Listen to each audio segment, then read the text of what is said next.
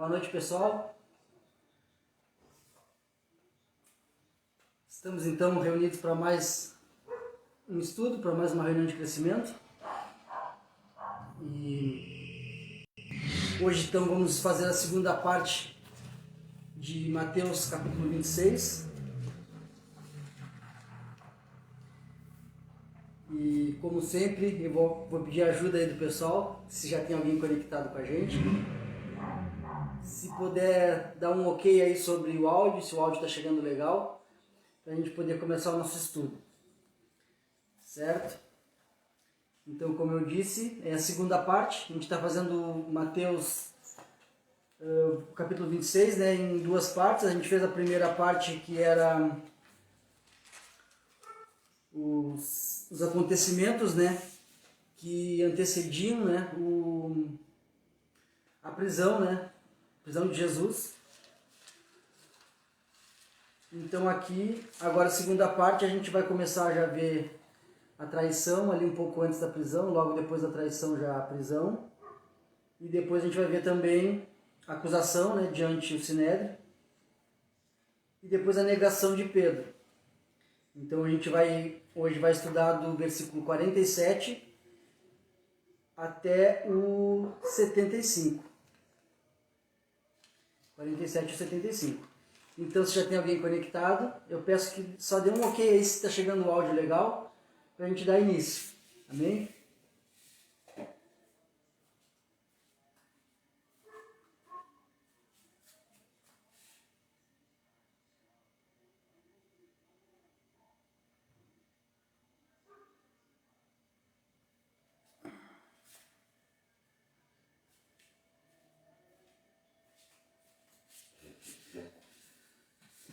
Então já temos alguém, uns amigos aí, irmãos já conectados com a gente.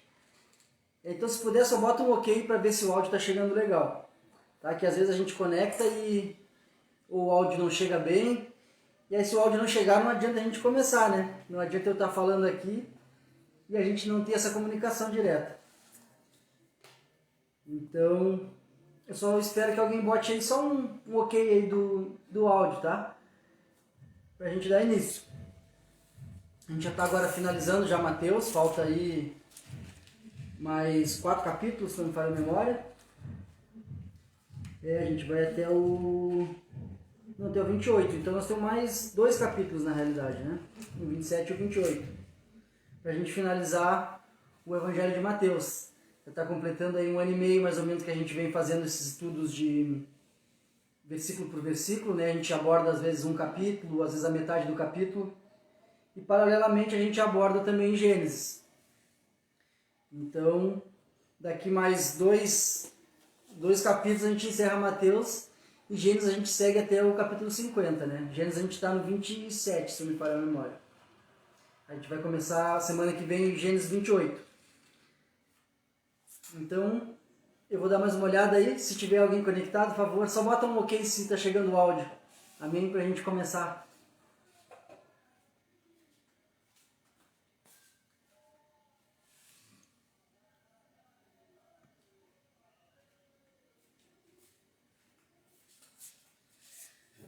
Muito obrigado. Então, está chegando o áudio. E aí, então, agora, como o apóstolo Paulo disse, né? Que a gente fosse como imitadores dele, assim como ele foi de Cristo. Então, agora, a minha saudação eu faço também como as palavras do apóstolo Paulo, tentando ser também um pouco imitador, da gente poder estudar a palavra, poder levar também a palavra para todos. Então eu saúdo a todos vocês com que a graça do nosso Senhor Jesus Cristo, que o amor de Deus e que a comunhão do Espírito Santo seja com todos vocês. Amém? Então eu convido vocês a gente fazer uma oração para a gente dar início ao nosso estudo. Amém? Espírito Santo de Deus, nosso amigo, nosso conselheiro, nosso ajudador. É você que intercede por nós. Então, nesse momento, a gente vem te agradecer por mais essa oportunidade de estar meditando na Tua Palavra, essa oportunidade também de estarmos reunidos em comunhão para estudar e também para praticar os teus ensinamentos. Agradeço também pela vida de cada irmão que tem se conectado com a gente, que tem meditado, que tem incentivado a gente também a seguir nos estudos. Então eu agradeço pela vida de cada um, que você venha, Espírito Santo, proteger a vida de cada um e de cada família também representada. Que nesse momento você venha preparar os corações para que essa palavra venha chegar como uma semente e que os corações sejam como aquele solo fértil que nosso Senhor Jesus disse como teria que ser, né? Para a gente realmente absorver a tua palavra, ser praticante e também poder dividir. Então te agradecemos, pedimos que você abra nossos ouvidos espirituais, os nossos olhos, para que a gente possa realmente guardar essa palavra no nosso coração para não pecar contra ti. Te agradecemos em nome do nosso Senhor Jesus Cristo. Amém. Então é isso, pessoal. Do versículo 47 ao 75, tá? A primeira parte a gente vai ver a traição, né, e a prisão de Jesus, que a gente vai então meditar do 47 ao 56. Tá? Como de praxe, eu sugiro, né, que vocês que tenham uma caneta aí, um lugarzinho para anotar, algumas referências que a gente faz no decorrer do estudo. Porque se a gente vai ler todas as referências, o estudo acaba se tornando um pouco cansativo, né? E também a parte legal, se vocês anotando essas referências de outros capítulos, de outros versículos, de outros livros da Bíblia também, vocês também possam, durante a semana, meditar também nesses versículos e certamente vai vir à memória de vocês o complemento desse estudo, certo? Então, se você quiser, pegue uma canetinha também e anote algumas das referências para que a gente possa ter também alimento durante a semana, para que a gente possa estar meditando dia e noite na palavra do Senhor, porque a gente sabe que cada vez está mais próxima a vinda do nosso Senhor, então a gente tem que se preparar, certo? Para que a gente realmente possa estar alerta, né? Vigilante, em oração, para quando Ele chegar, Ele não nos pegar desprevenido, né? E que a gente possa realmente praticantes, não só ouvintes. Amém? Então tá. Do versículo 47 ao 56, vamos ver a prisão, a traição de Judas, né? E a prisão de Jesus. Amém? Se você está com a sua palavra aí, eu estou com a minha aqui, que é uma tradução da NVT, certo? Às vezes tem algumas traduções um pouquinho diferentes, mas o conteúdo e o sentido é o mesmo. Amém? Então vamos. Versículo 47 nos diz assim: Enquanto Jesus ainda falava, Judas, um dos 12, chegou com uma grande multidão armada de espadas e pedaços de pau. Tinham sido enviados pelos principais sacerdotes e líderes do povo. O traidor havia combinado com eles um sinal. Vocês saberão a quem deve prender quando eu cumprimentar com um beijo. Então Judas veio diretamente a Jesus. Saudações, Rabi, exclamou ele, e o beijou. Jesus disse: Amigo, faça de uma vez o que veio fazer. Então os outros agarraram Jesus e o prenderam. Um dos que estavam com Jesus puxou a espada e feriu o servo do sumo sacerdote, cortando-lhe a orelha. Guarde sua espada, disse Jesus. Os que usam espada morrerão pela espada. Você não percebe que eu poderia pedir ao meu Pai milhares de anjos para me proteger e ele o enviaria no mesmo instante? Se eu fizesse, porém, como se cumpririam as Escrituras que descreveram o que é necessário que agora aconteça? Em seguida, Jesus disse à multidão: Por acaso sou um revolucionário perigoso para que venham me prender com espadas e pedaços de pau? Por que não me prenderam no templo?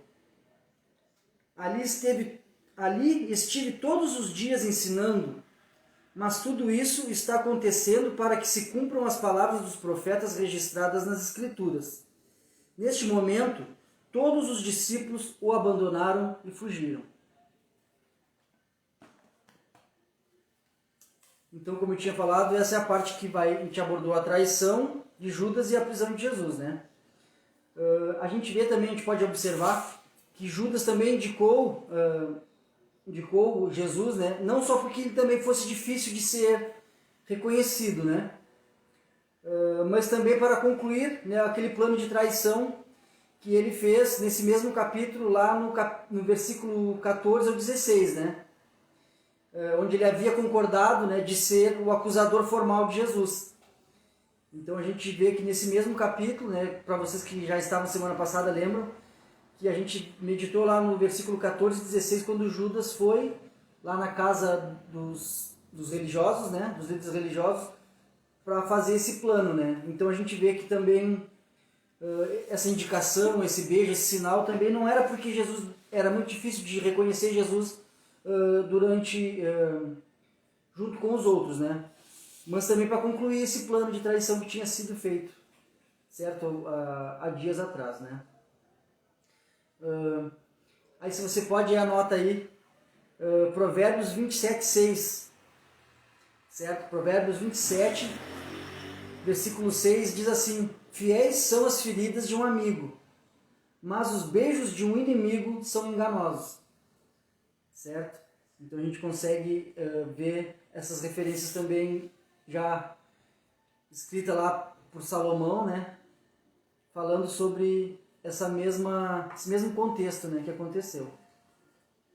Também a gente vê a prisão de Jesus, ela não foi executada pelos soldados romanos, né, de acordo com as leis romanas, né, porque a gente sabe que Roma dominava todo aquele território, então Roma era quem dominava e quem fazia as leis, né, a gente vê então que essa prisão não foi executada pelos soldados romanos de acordo com leis romanas, né, mas foi uma prisão ordenada pelos líderes religiosos, como a gente viu ali no início do capítulo, do versículo, perdão. Outra coisa que eu achei bem legal de falar para vocês, que a gente sabe que o Novo Testamento foi escrito no grego, né? Então, algumas palavras, aqui mesmo, quando Jesus se refere, quando falou para Judas, amigo, diz assim, amigo, faça de uma vez o que veio fazer. A gente vai analisar no original grego, essa palavra de amigo está no original, né? Está dito como etários. Esse etários, na realidade, ele significa mais como conhecido, né?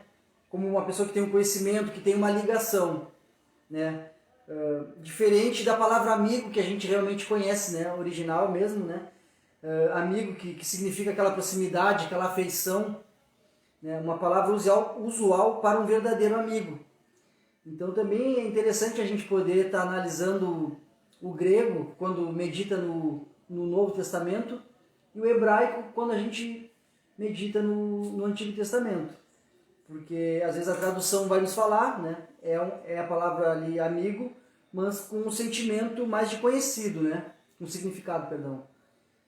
E a palavra philos, né? Que significa realmente o amigo, né? O amigo verdadeiro, aquele sentimento realmente de proximidade e afeição. E também a gente pode fazer um contraste também, que a gente mais ou menos viu no capítulo, no estudo passado. Do mesmo modo, também Judas nunca mencionou Jesus como mestre, como Senhor, né? Ele sempre mencionou Jesus como Rabi, como mestre, e nunca como Senhor. A gente vê que a gente vai ver todo ali as passagens a gente não vai encontrar na Bíblia Judas mencionando Jesus como Senhor, mas sim sempre como mestre, né? Rabi, né? Como também Rabi quer dizer mestre. Então a gente vê sempre essas palavras, a gente nunca vê. Então nesse momento também Jesus chama ele de amigo, mas não com aquele sentimento verdadeiro de um amigo verdadeiro, né? Uma proximidade com afeição.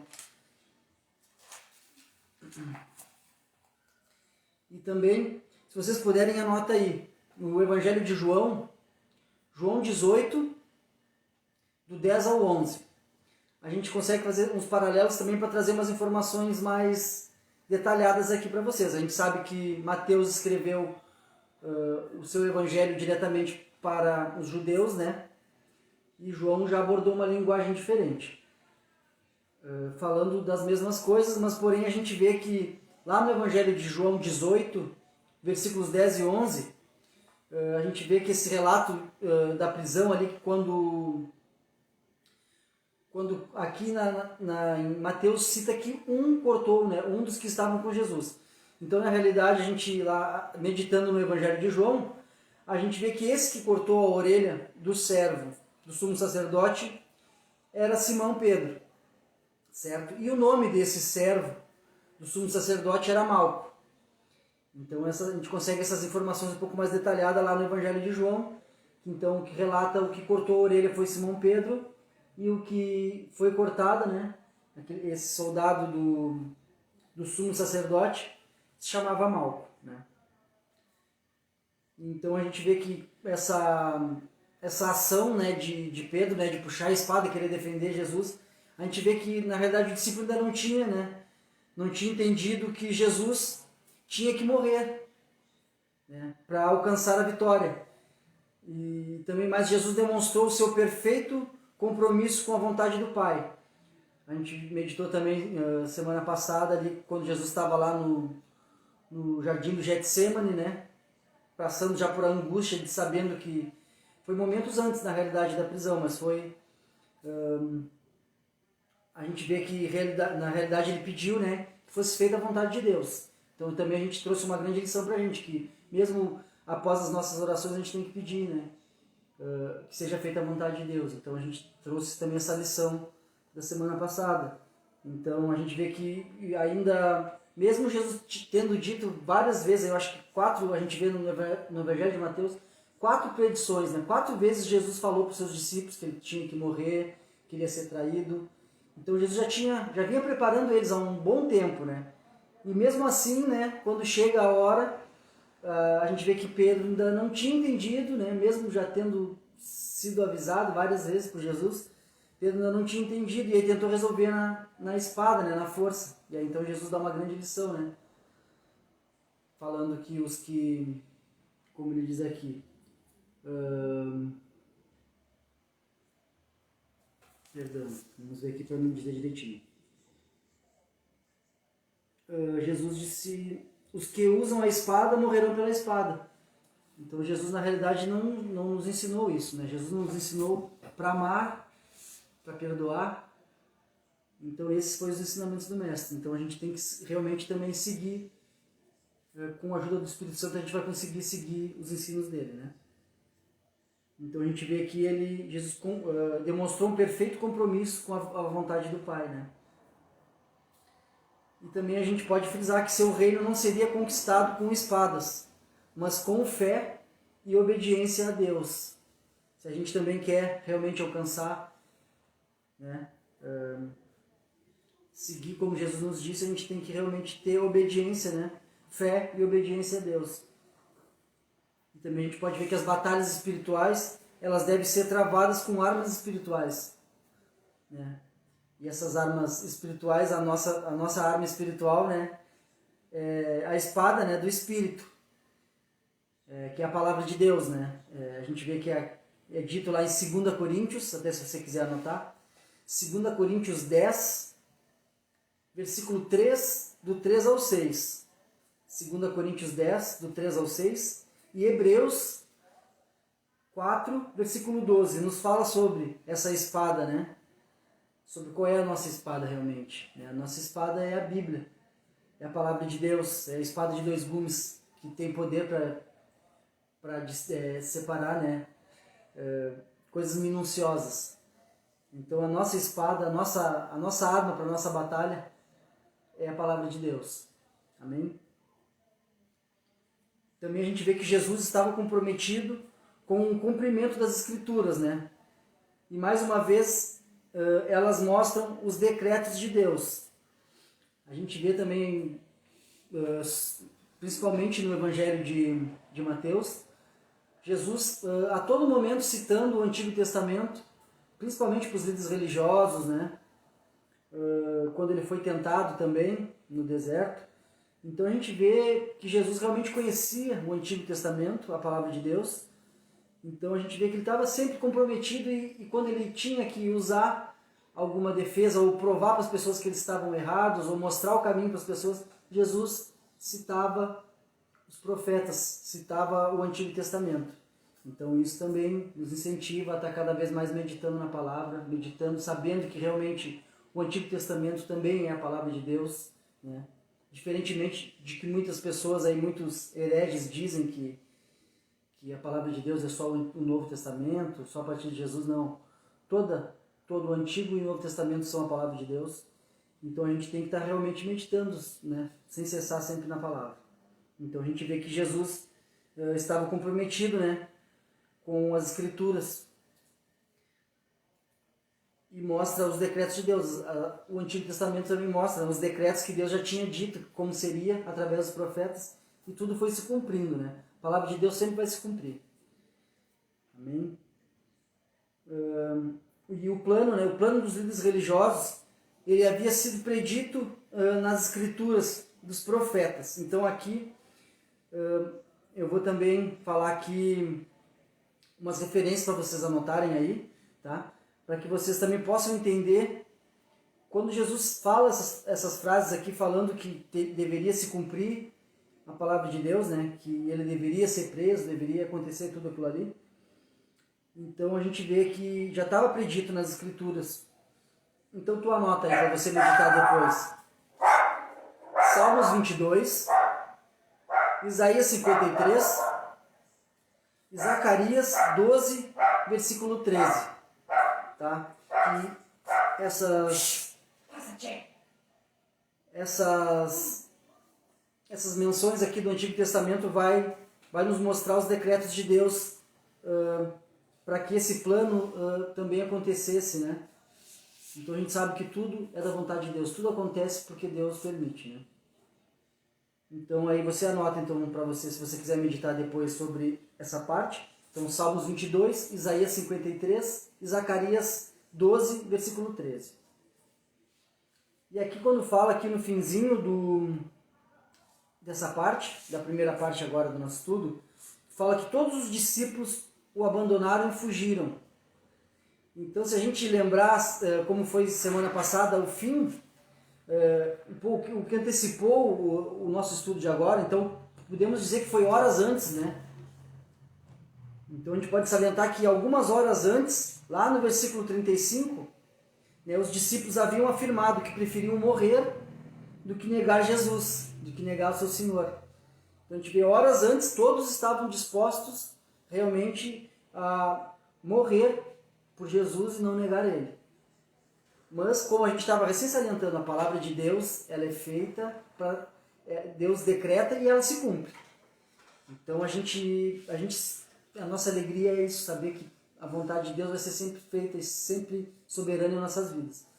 E não foi diferente com os discípulos, né? Mesmo eles falando ali da boca para fora, né?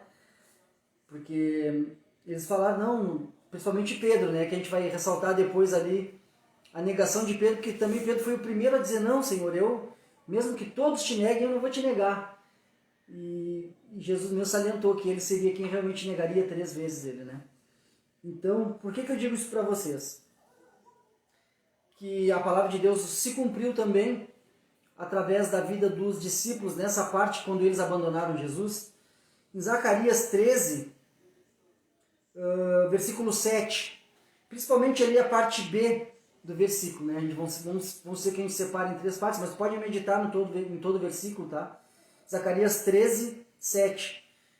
Mas em especial a parte B fala assim, ó.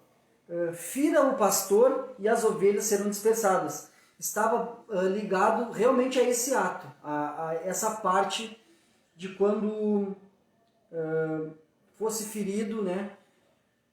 De quando o Messias realmente viesse passar por essa circunstância. Então, mais de 400 anos antes, né? Já tinha sido predito ali pelo profeta Zacarias, né? Deus, né, inspirou ele a escrever e a explicar.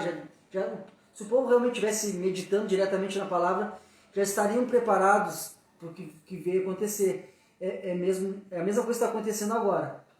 Há 2 capítulos atrás, em Mateus, a gente estudou Jesus falando sobre a sua volta, sobre os sinais que aconteceriam, certo? Jesus explicou tudo, né? Da mesma forma que os discípulos os líderes religiosos não estavam observando o Antigo Testamento, Jesus veio, aconteceu tudo aquilo ali, tudo como já estava escrito na palavra, e eles ainda estavam cegos espirituais.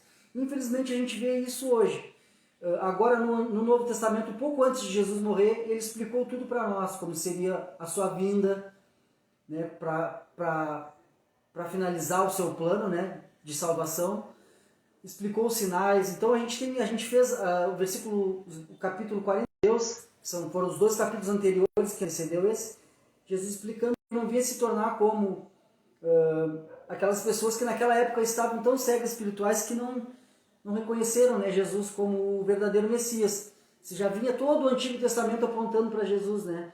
Então agora a gente tem essa oportunidade de ver e meditar em tudo que ele nos diz, de tudo que aconteceria antes e de como seria a sua vinda.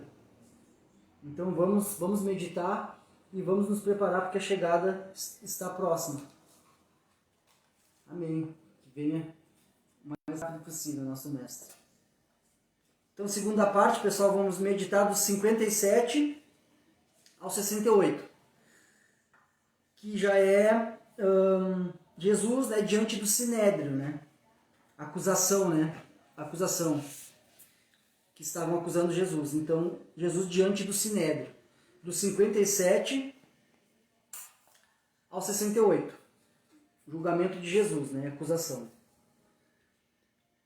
Então os que haviam prendido Jesus o levaram para a casa de Caifás, o sumo sacerdote, onde estavam reunidos os mestres da lei e os líderes do povo. Enquanto isso, Pedro, que seguia Jesus de longe, até chegar ao pátio do sumo sacerdote, entrou ali. Sentou-se com os guardas e esperou para ver o que acontecia. Lá dentro, os principais sacerdotes e todo o conselho dos líderes do povo tentavam encontrar testemunhas que mentissem a respeito de Jesus para que pudessem condená-lo à morte. Embora muitos estivessem dispostos a dar falso testemunho, não puderam usar depoimento de ninguém. Por fim, apresentaram-se 2 homens, que declararam: Este homem disse: Sou capaz de destruir o templo de Deus e reconstruí-lo em 3 dias. Então o sumo sacerdote se levantou e disse a Jesus: Você não vai responder a essas acusações? O que tem a dizer em sua defesa? Jesus, porém, permaneceu calado. O sumo sacerdote lhe disse: Exijo, em nome do Deus vivo, que nos diga se é o Cristo, o Filho de Deus. Jesus respondeu: É como você diz. Eu lhe digo que, no futuro, verão o Filho do Homem sentado à direita do Deus Todo-Poderoso e vindo sobre as nuvens do céu. Então o sumo sacerdote rasgou as vestes e disse: Blasfêmia! Que necessidade temos de outras testemunhas? Todos ouviram a blasfêmia. Qual é o veredicto? Culpado, responderam. Ele merece morrer. Então começaram a cuspir no rosto de Jesus e a dar-lhe socos. Alguns lhe davam tapas e zombavam. Profetize para nós, Cristo, quem foi que lhe bateu dessa vez?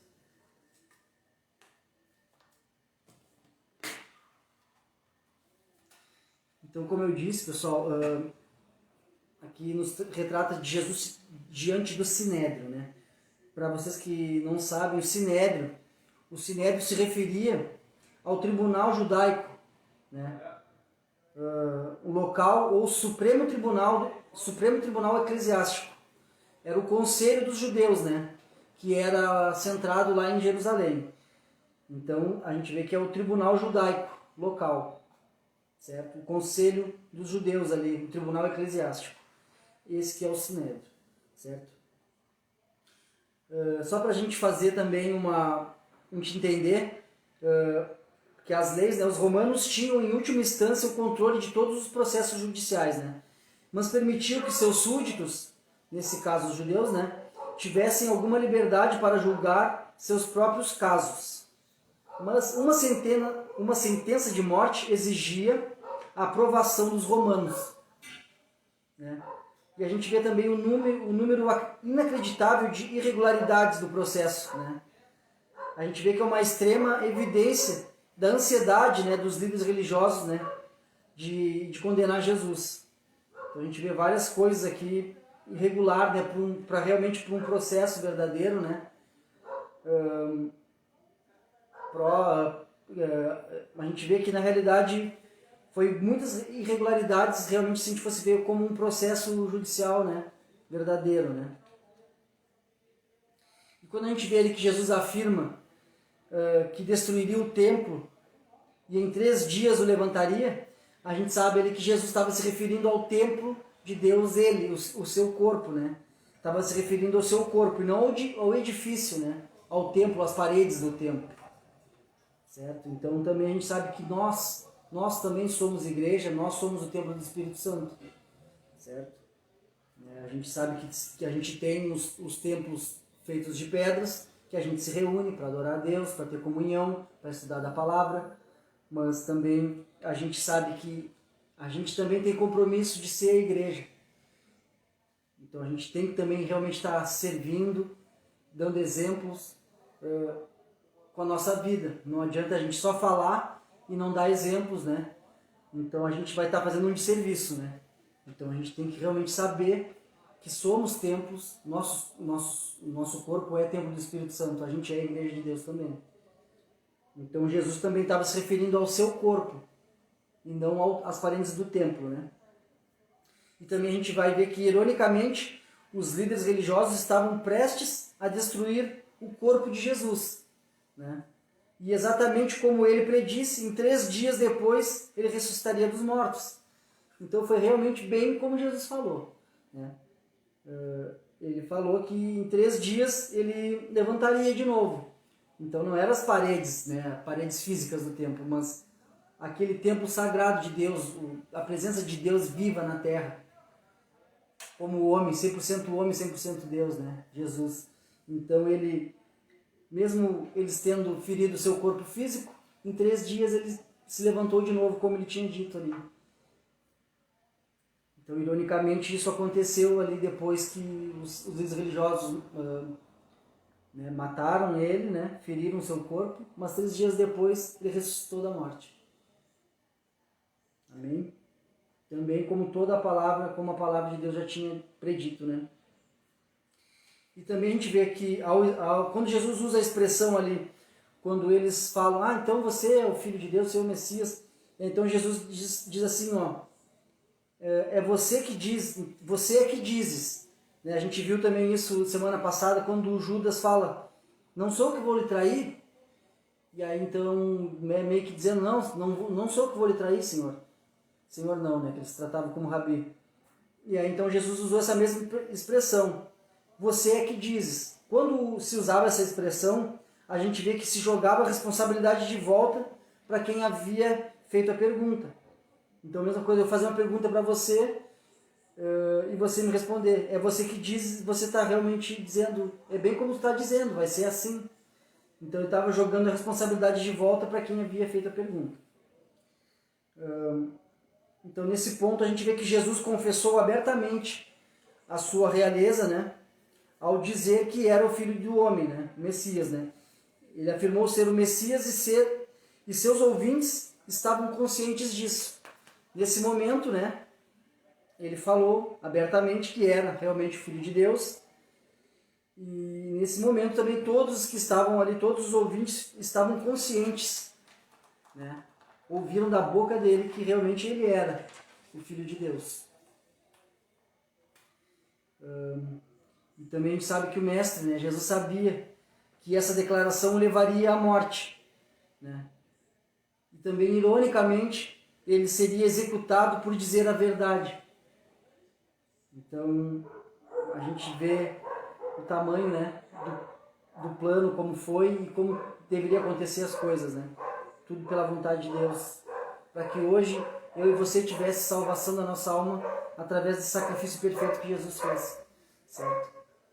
É somente através da graça, através desse favor imerecido que Jesus fez por mim e por você, que a gente vai conseguir chegar a Deus. Não é pela força do nosso braço, não é porque eu tenho mais dinheiro, não é porque eu faço os estudos aqui, não é porque... Entende? Não é por nada, é somente pela graça, pelo esse favor imerecido, pelo sangue,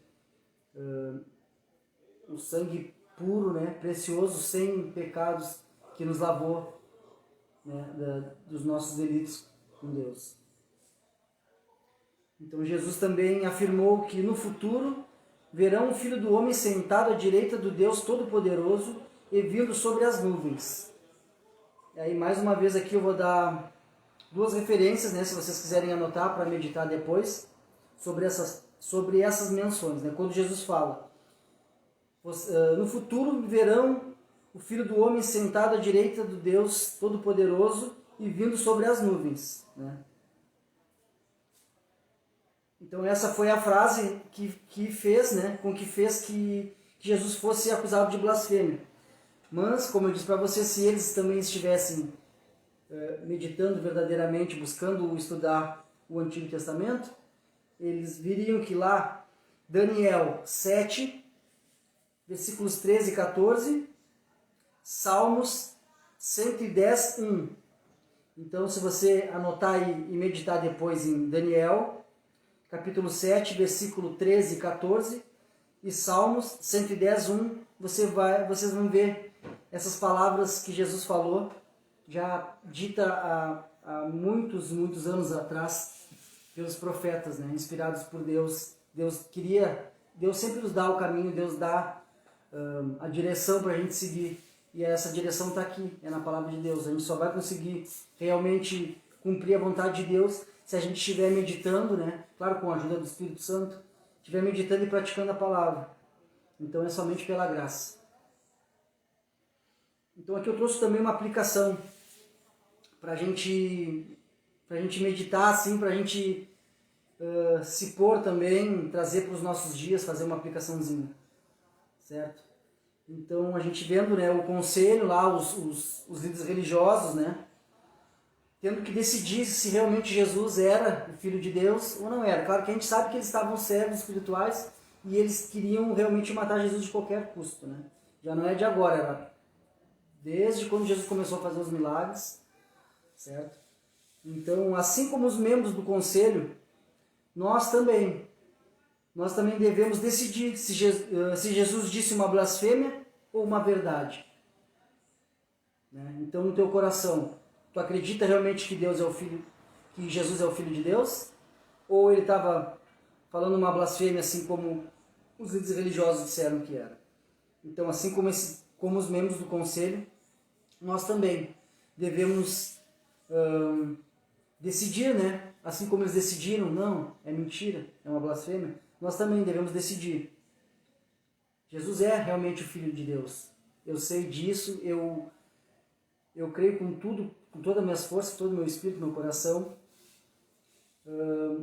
Então, nossa decisão, né, de decidir, né, no nosso coração se realmente Jesus é o Filho de Deus e somente através de Jesus que eu vou ter salvação, né, ou se não, eu não quero seguir Jesus, eu acho que Jesus não é o Filho de Deus, eu não estou nem aí. Então a gente sabe que essas implicações, essas decisões terão implicações eternas em nossas vidas, né?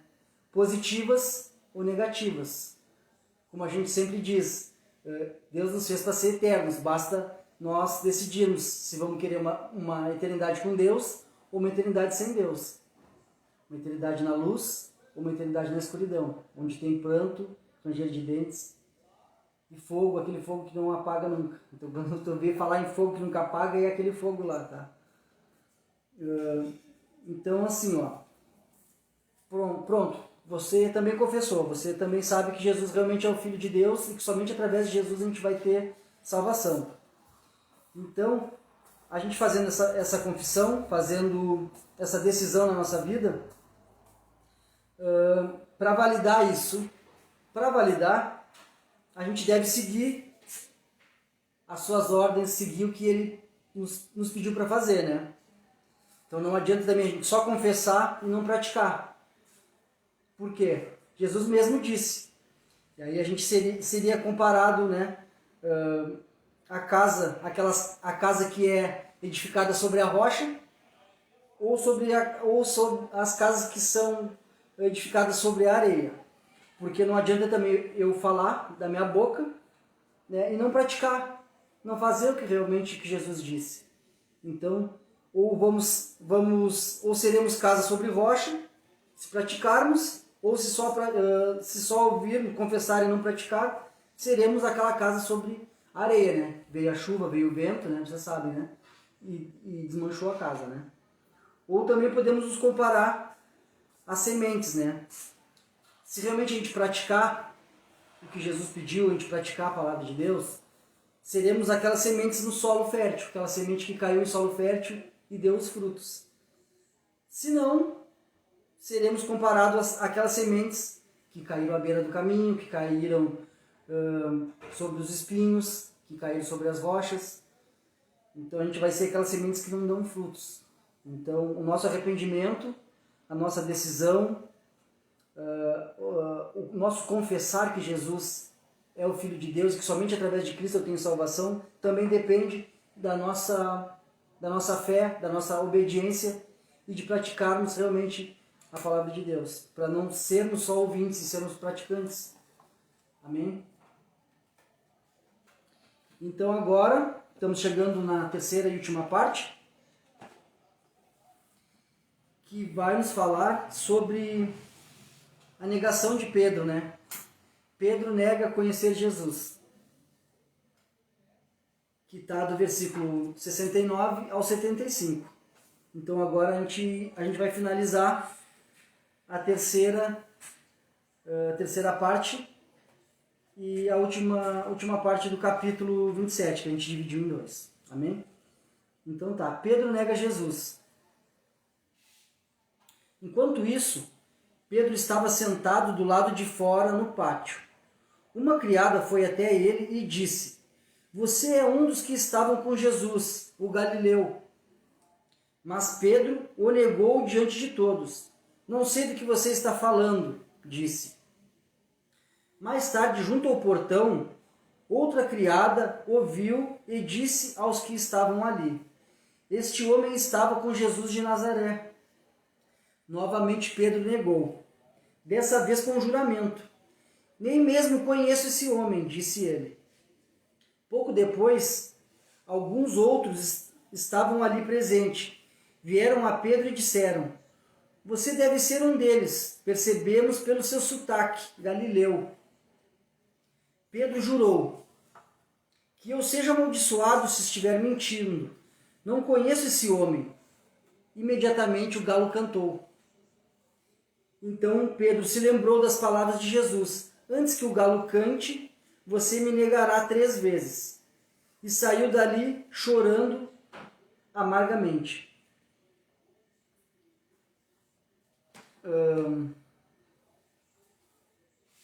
Então a gente vê, o que a gente pode salientar aqui?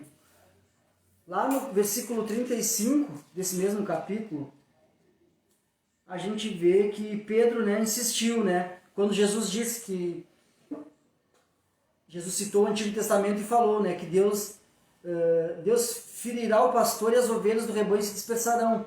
Jesus falou citando o profeta Zacarias, como também eu falei para vocês. Tá? E aí então a gente vê Pedro, né?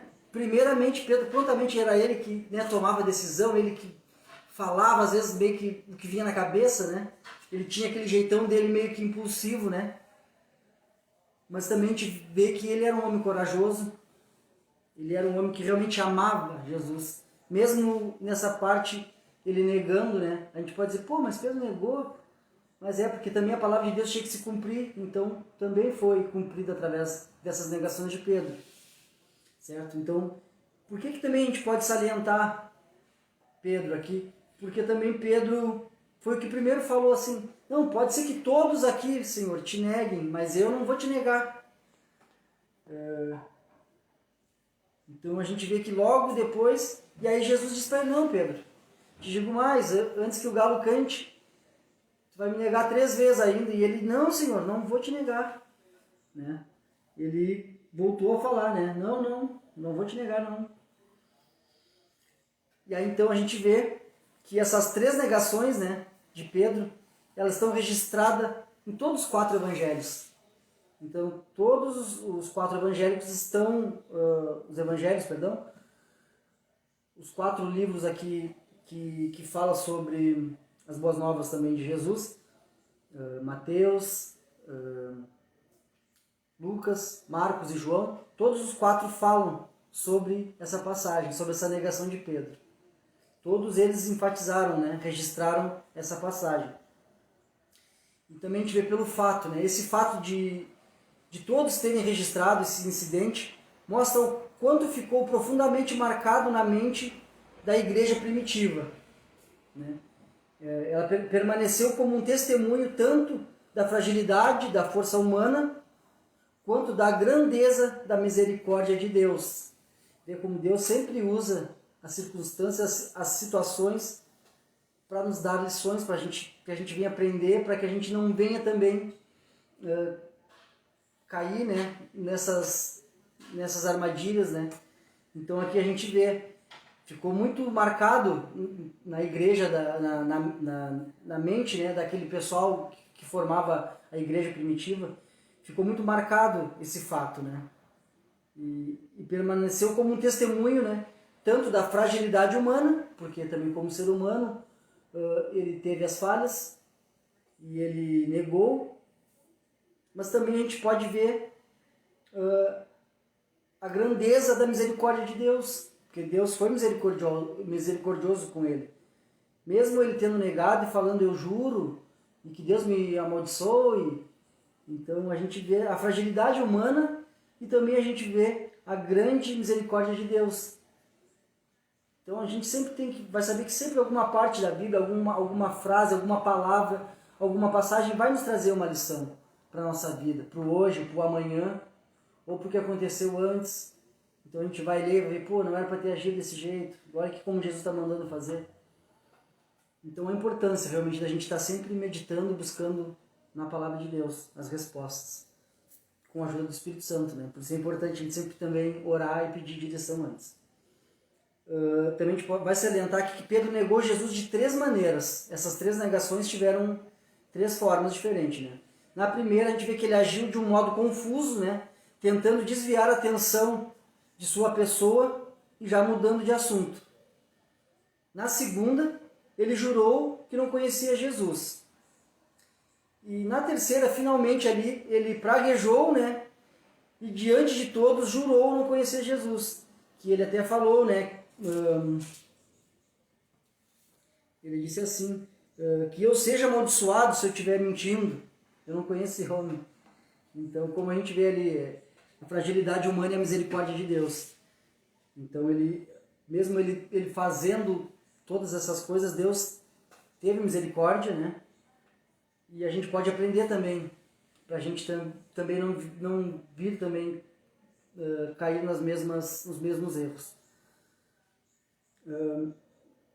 Aí também a gente tem que entender assim, só ele. Geralmente Pedro era o mais corajoso. Vocês lembram daquele episódio do barco? Que estavam os discípulos no barco, Jesus não estava no barco, mas estava andando sobre as águas. E aí então eles viram Jesus, e aí Pedro disse, Senhor, se é você mesmo, então que eu vá ir. Então ele teve coragem e disse, não, eu vou caminhar assim. E aí então ele saiu caminhando sobre as águas, porque ele confiou, ele estava realmente, né? Então a gente vê que ele tinha uma coragem, né? Ele era uma pessoa mais impulsiva, era uma pessoa que falava às vezes no calor da hora, mas ele também era uma pessoa que tinha essa coragem, né?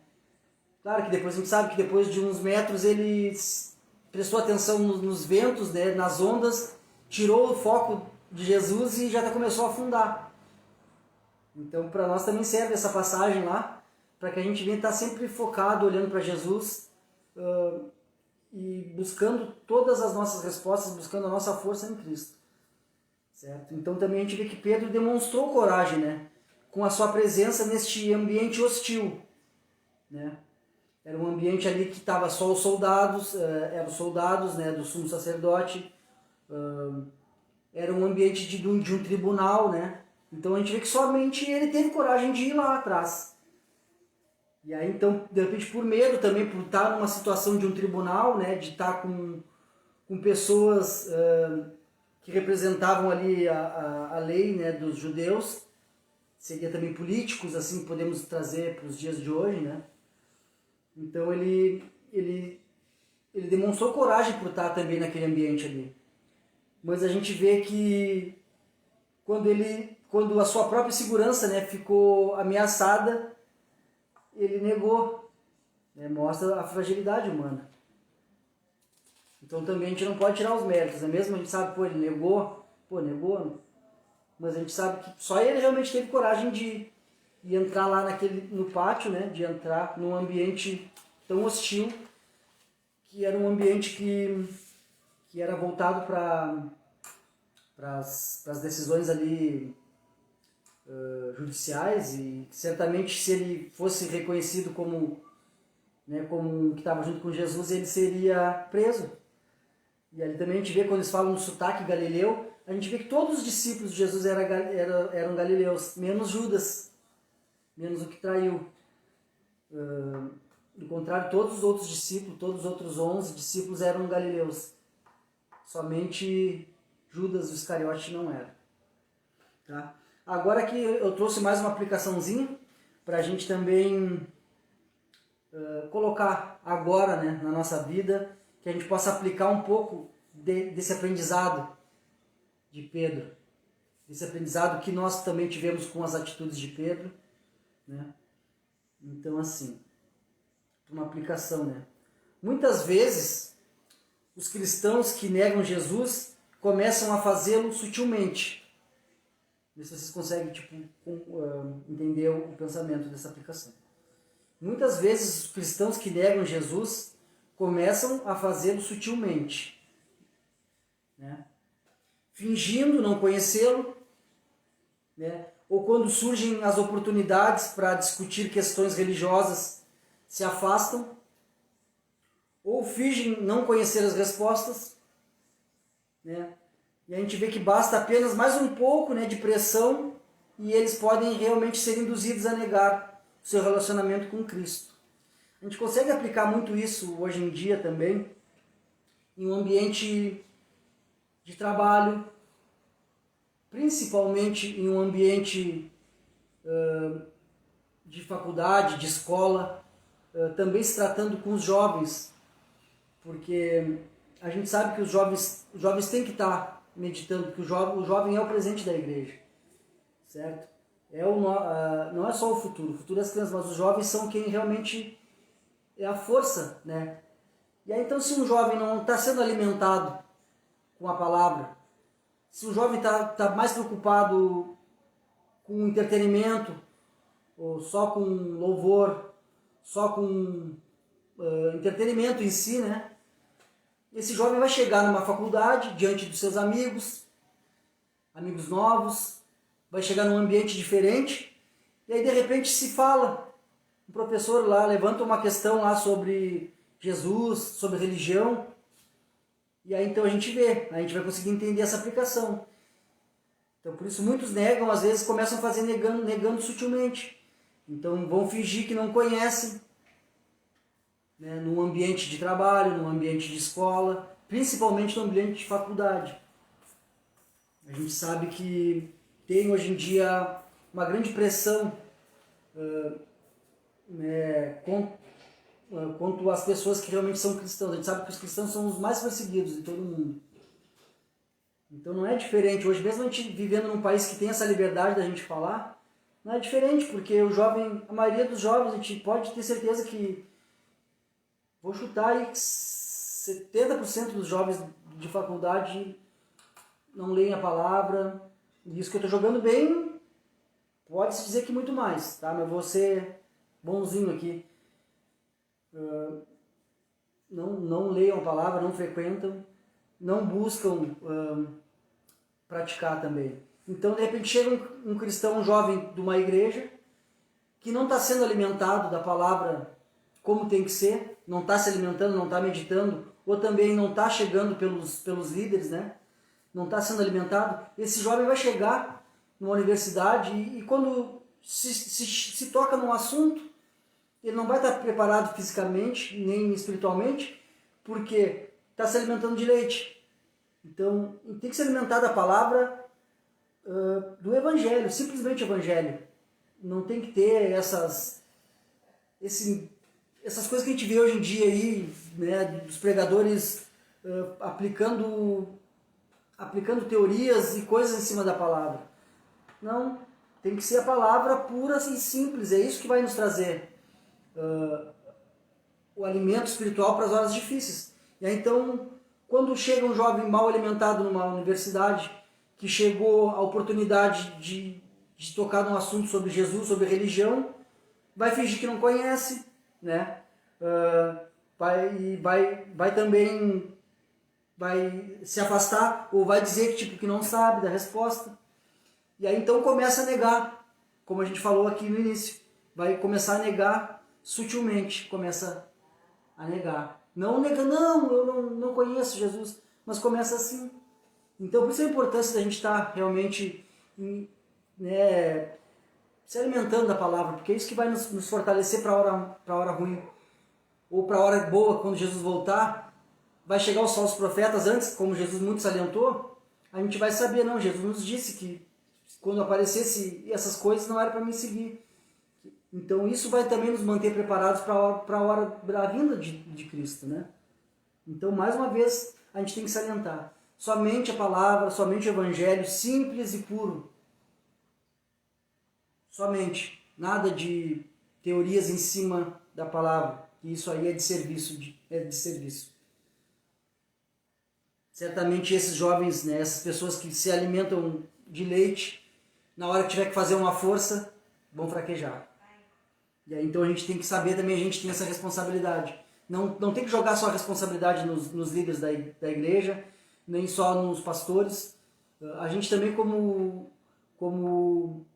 um membro da igreja, a gente tem essa responsabilidade também de cumprir, senão a gente vai se tornar aquele desigrejado. A gente sabe, às vezes a gente pensa, o desigrejado é o que está fora da igreja. Não, o desigrejado é o que está dentro da igreja e não cumpre o que a palavra diz. E a palavra também nos diz que é nossa responsabilidade tratar dos assuntos, tratar das pessoas novas que chegam na igreja. A gente tem que fazer esse acolhimento também. Não pode só esperar que o pastor faça. A gente tem que acompanhar os jovens, mesmo não tendo ligação com o conjunto, ali, com o grupo dos jovens. Não, a gente tem também essa obrigação, não só com os jovens, com os membros da igreja. Então isso também nos traz também que a gente tem responsabilidades. Então a gente vai ser cobrado também se amanhã depois, né, vier acontecer alguma coisa que estava sob nossa jurisdição e a gente falhar. Fique bem claro isso para mim e também para vocês. E se nós percebemos que estamos nos esquivando, né, de conversas, né, ou também se esquivando para não falar a respeito de Cristo, então a gente deve tomar cuidado, tá? Porque podemos estar próximo de negá-lo.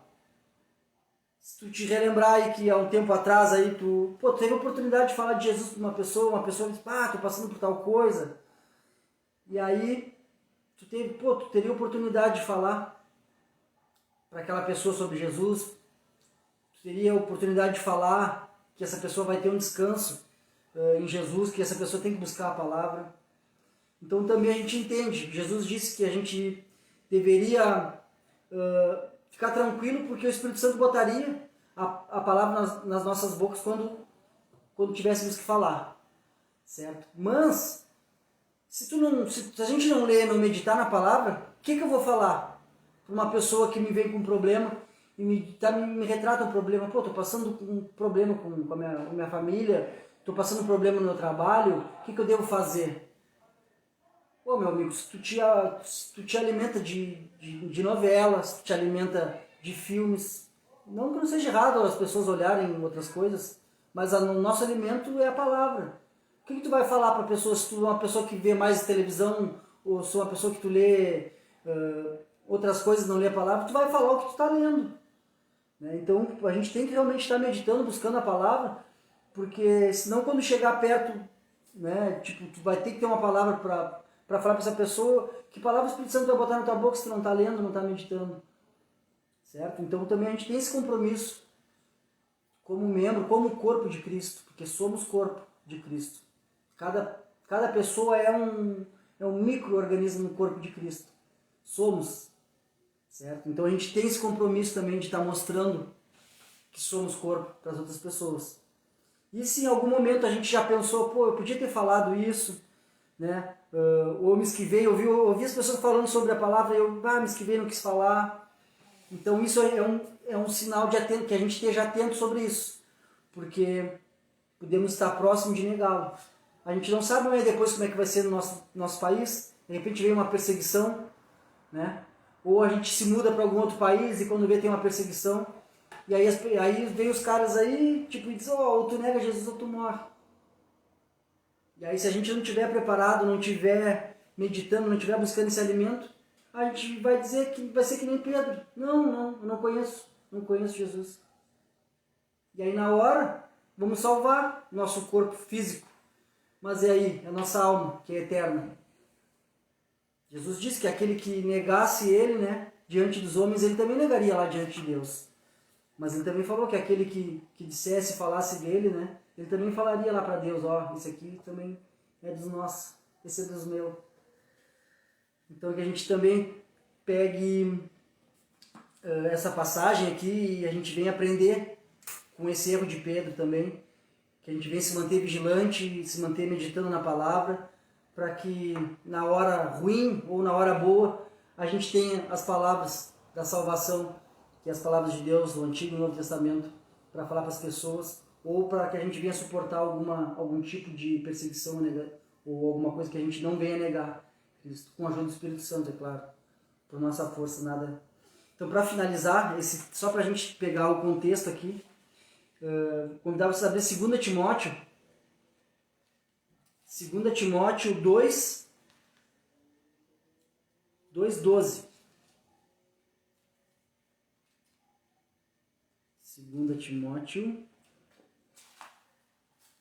2 Timóteo capítulo 2, versículo 12. Nos fala assim, 2:12. Se perseverarmos com ele, reinaremos. Se o negarmos, ele nos negará. Então aqui em 2 Timóteo a gente tem mais um pouco de um incentivo aqui para nós, certo? O apóstolo Paulo falou lá na segunda carta para Timóteo. Se morrermos com ele, também com ele viveremos. Se perseverarmos com ele reinaremos. Se o negarmos, ele nos negará. Então, que a gente possa estar se alimentando da palavra, para que a gente possa estar realmente vivendo 24 horas, todos os momentos da nossa vida, em comunhão com o Espírito Santo, em comunhão com Cristo, em comunhão com Deus Pai. Amém? Espero que tenha sido proveitoso, que tenha sido um alimento, mesmo que humilde, né? Mas é feito com amor, é feito com dedicação e com carinho. Então, mesmo a gente sabendo que tem ainda essa dificuldade, porque eu não, né? Eu sou realmente capacitado pelo Espírito Santo. A gente tem pessoas que nos ajudam, a gente tem nossos líderes que nos ajudam, mas é um alimento formado de uma forma humilde aqui, mas é de coração e realmente é para que a gente venha estar se fortalecendo e a gente faz tudo para Deus, é tudo para a honra e glória de Deus, mas também é por vocês também que têm acompanhado os estudos, para vocês que têm me incentivado também a seguir, amém? Que a gente possa estar cada vez mais meditando na palavra para a gente suportar as horas más e para quando vier a hora boa da chegada de Cristo a gente também está preparado para não negar Ele e também subir para cearmos com Ele também. Amém? Então convido vocês a gente fazer uma oração para a gente agradecer o nosso estudo. Amém? Senhor Deus Pai de nosso Senhor Jesus Cristo, te agradecemos por esse momento de comunhão onde meditamos nesse alimento precioso que é a Tua Palavra. Te agradecemos, Senhor, porque até aqui você tem nos sustentado, até aqui você tem nos ajudado. Te agradeço, Senhor, porque você tem nos dado saúde, tem nos dado livramento.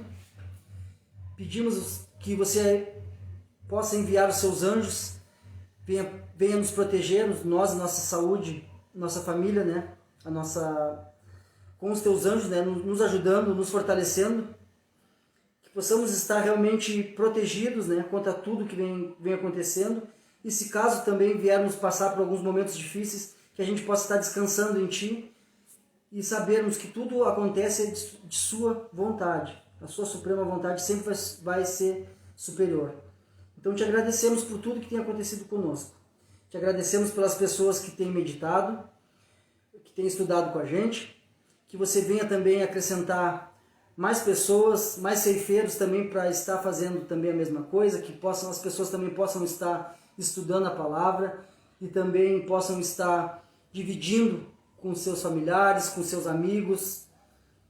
Então, é isso que te pedimos, Senhor, com toda a humildade do nosso coração, que você nos faça instrumentos seus, que possamos estar sempre alerta para não negar o nosso Senhor Jesus Cristo, para que a gente possa realmente sermos dignos de dizermos que somos cristãos. Amém? Peço que você abençoe a cada irmão e cada família, e a cada irmão também que vai ver depois a gravação. Te agradecemos por essa oportunidade ímpar, Senhor, de estarmos reunidos, mesmo que à distância, ligados pelo Teu Espírito Santo.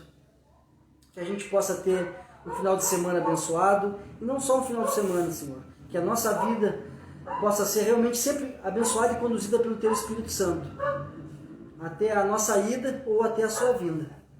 Possamos estar sempre ajudados e capacitados pelo Teu Espírito Santo. Amém. Então é isso, pessoal. Muito obrigado. Semana que vem voltamos para Gênesis. Então semana que vem é Gênesis 20. Deixa eu ver certinho aqui. Gênesis 28. Certo? Então semana que vem, Gênesis 28, para o nosso próximo estudo. Amém? Obrigado pela presença, pelo incentivo, pela ajuda. Que possamos estar cada vez mais firmados, buscando a meditação na Palavra de Deus e unidos em comunhão. Amém? Deus abençoe.